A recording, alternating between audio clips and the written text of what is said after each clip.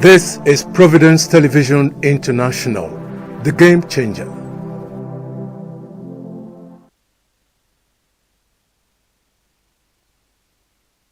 Good day and welcome to yet another edition of the program, The Week in Review on Providence Television International. My name is Ugwebo Ikekwa. We'll be starting off with our first story. As part of activities marking the 2024 16 Days of Activism Against Gender-Based Violence, schools across Edo State have been sensitized to identify and report cases of sexual and gender-based violence. This initiative, spearheaded by the Rule of Law and Anti-Corruption Program in collaboration with the State Ministry of Social Development and Gender Issues, aims to equip young people with the knowledge and tools to address the growing challenges of sexual and gender-based violence.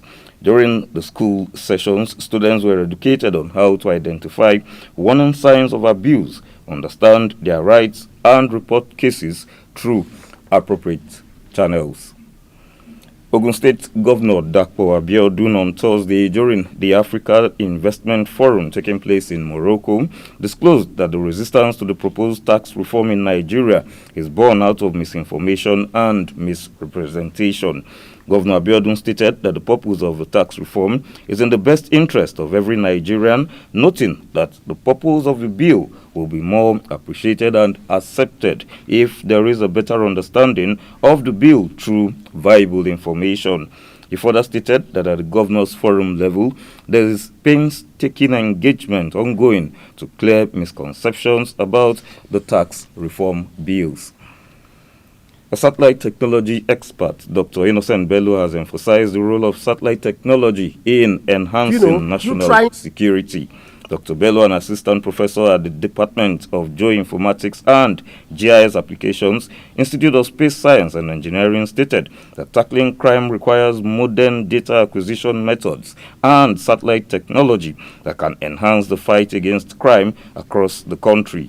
He further stated that national development is also impossible without satellite technology, noting that Nigeria presently has 7 satellites in space. Topographic map is showing the terrain and all what is there. But thematic map are special purpose map. Okay. They are maps that are designed to address specific issue. Okay. For example, if you are going to the field, if it's for security, we produce security maps. If it is for precision agriculture, we produce agricultural yield map, agriculture maps. If it is for maybe for urban development, we give you cadastral map. If it's for layout, we give you that map. For anything that is unique, a map can be designed for that. Okay. Even for broadcasting, for the movement of troops. The Economic and Financial Crimes Commission has linked the immediate past governor of the Central Bank of Nigeria, Godwin Emefiele, to the massive Abuja property with 753 duplexes and other apartments located in the cadastral zone area of the capital city. Announcing the recovery of the property on Monday, the EFCC described it as the biggest single recovery it had made in the course of fighting corruption since its inception in 2003. Emefiele is currently being prosecuted by the EFCC in separate cases, which include procurement fraud, forgery of former President Buhari's signature, fraud involving $4.5 billion and 2.8 billion naira, and approving the printing of 684.5 million naira notes at the cost of 18.96 billion naira. The Kwara State government has sanctioned a school teacher accused of assaulting a female National Youth Service Corps member at the Government Day Junior Secondary School, Ilorin. In a joint statement issued on Wednesday by the Kwara State Commissioner for Education and Human Capital Development, Hajia Sadatu Modibo Kawu, and the Executive Chairman of the Kwara State Teaching Service Commission, Malam Tawhid Abubakar, the government announced the demotion and transfer of the teacher involved. The incident occurred when the corps member visited the school to collect a clearance letter. She was assaulted and stripped by some teachers for failing to greet them properly. I will take this break. Don't go away. Please stay tuned. Ewa Nukogeba, Ugidigan, Mariobanyado, Wataoba, Ukbeoba. Yari Umogu, Emama Hiafe Ladiana Begwa, Ahaya Dugie, Ogogo, Ugiogigwe, Ogupuna, Egbehame, Egwaya Dugina. Eriera Manue, Ugara Manue, Utoba, Ukbeoba, Uyopa Modugie, Oba Wiyo Obo Hiye, Emi Logegwa, Emi Loge Havalo. N'oye mena wewe ọ̀kàmọ́ba kébẹ̀ òmùgbí ẹ̀rẹ́bù nàti barrister B.A. Ogbebo Osagwobaro Ọ̀gẹ́dọ̀hìafẹ́ ọba àtọ́pẹ́. Thanks for staying tuned. If you are just joining in, it is the week in review on Providence Television International. The Taraba State University chapter of the Academic Staff Union of Universities has declared an indefinite strike, bringing academic activities, including the ongoing second semester examinations, to a halt. The union, through its chairperson, Dr. Garba Mbavi, outlined unresolved issues that prompted the strike action, which include unpaid salaries, absence of a functional pension scheme, outstanding salary arrears from the 2022 nationwide ASU strike, and the lack of a governing council for the university. Dr. Mbavi further stated that the union had exhausted all avenues for dialogue with both the university management and the state government. The Joint Action Committee of the Academic Staff Union of Polytechnics, Ogun State, has demanded the implementation of 77,000 naira new minimum wage as approved by Governor Dakpo Abiodun. The union is asking why polytechnic workers in the state have not been allowed to enjoy the new minimum wage 2 months after the government began its implementation for other civil servants in the state. The union also decried the neglect and poor funding of polytechnic education in the state. The Nigeria Police has announced the suspension of 4 officers implicated in the theft of 43.16 million naira from the 74.95 million naira recovered during an unauthorized arrest at the Nnamdi Azikiwe International Airport, Abuja. Investigations revealed that the officers conspired to steal part of the cash and attempted to hide their tracks by claiming technical issues with evidence and spreading false narratives.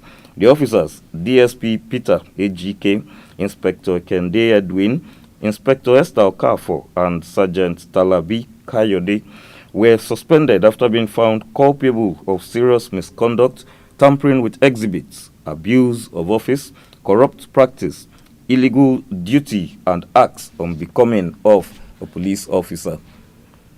A Chinese national and 5 other suspects have been arrested by operatives of the Nigeria Security and Civil Defense Corps, Anambra State Command, for illegal mining activities in the state. The arrest followed a tip-off on the operations of the suspects at an illegal mining site at Odele Aguleri in Anambra East local government area. The illegal miners were apprehended on Thursday for not obtaining a license that permits them to operate, mining without paying surface rent and haulage fees to the state government, and non-payment of royalties to the federal government, contrary to Section 33 of the Nigeria Minerals and Mining Act. The federal government began the payment of outstanding entitlements of military retirees on Friday. The retirees had for months been told that there were no funds to settle their entitlements despite approval for payment. Frustrated by repeated unfulfilled assurances, the retirees on Thursday shut down the Ministry of Finance, demanding immediate payment of their pensions and other outstanding benefits. The demands of the retirees were overdue payments for palliatives from October 2023 to November 2024, an additional 32,000 naira added to their pensions, bulk payment of the security debarment allowance, and a refund of pension deductions from the salaries of medically boarded soldiers.